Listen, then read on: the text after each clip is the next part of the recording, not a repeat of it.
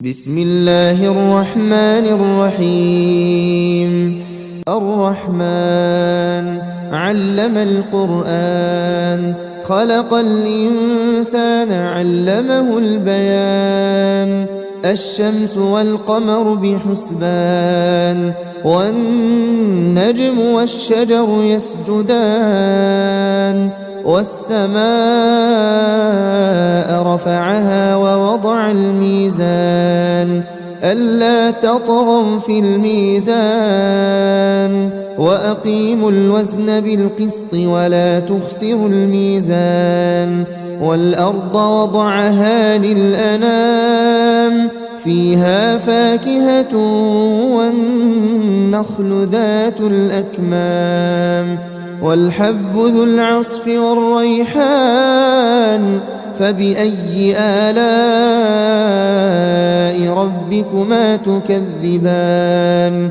خلق الإنسان من صلصال كالفخار، وخلق الجان من مارج من نار. فبأي آلاء ربكما تكذبان؟ رب المشرقين ورب المغربين. فبأي آلاء ربكما تكذبان؟ مرج البحرين يلتقيان، بينهما برزخ لا يبغيان. فبأي آلاء ربكما تكذبان؟ يخرج منهما اللؤلؤ والمرجان. فبأي آلاء ربكما تكذبان؟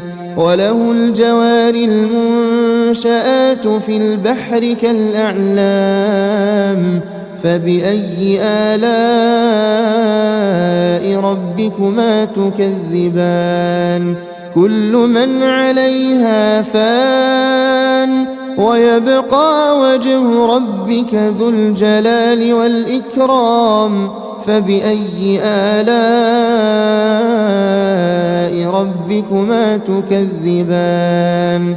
يسأله من في السماوات والأرض كل يوم هو في شأن. فبأي آلاء ربكما تكذبان؟ سنفرغ لكم أيها الثقلان. فبأي آلاء ربكما تكذبان؟ يا معشر الجن والإنس إن استطعتم أن تنفذوا من أقطار السماوات والأرض فانفذوا، لا تنفذون إلا بسلطان. فبأي آلاء ربكما تكذبان؟ يرسل عليكما شواظ من نار ونحاس فلا تنتصران. فبأي آلاء ربكما تكذبان؟ فإذا انشقت السماء فكانت وردة كالدهان. فبأي آلاء ربكما تكذبان؟ فيومئذ لا يسأل عن ذنبه إنس ولا جان. فبأي آلاء ربكما تكذبان؟ يعرف المجرمون بسيماهم فيؤخذ بالنواصي والأقدام. فبأي آلاء ربكما تكذبان؟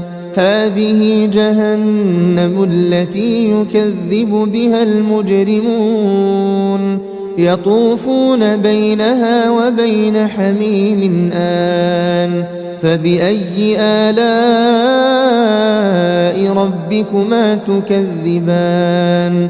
ولمن خاف مقام ربه جنتان فبأي آلاء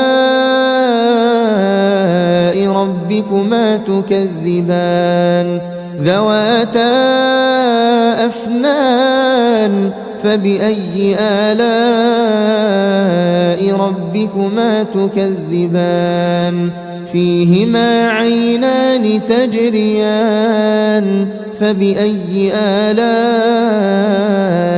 ربكما تكذبان فيهما من كل فاكهة زوجان فبأي آلاء ربكما تكذبان متكئين على فرش بطائنها من استبرق وجنى الجنتين دان فبأي آلاء ربكما تكذبان فيهن قاصرات الطرف لم يطمثهن إنس قبلهم ولا جان فبأي آلاء ربكما تكذبان كأنهن الياقوت والمرجان فبأي آلاء ربكما تكذبان هل جزاء الإحسان إلا الإحسان فبأي آلاء ربكما تكذبان ومن دونهما جنتان فبأي آلاء ربكما تكذبان مدهامتان فبأي آلاء ربكما تكذبان فيهما عينان نضاختان فبأي آلاء ربكما تكذبان فيهما فاكهة ونخل ورمان فبأي آلاء ربكما تكذبان فيهن خيرات حسان فبأي آلاء ربكما تكذبان حور مقصورات في الخيام فبأي آلاء ربكما تكذبان لم يطمثهن إنس قبلهم ولا جان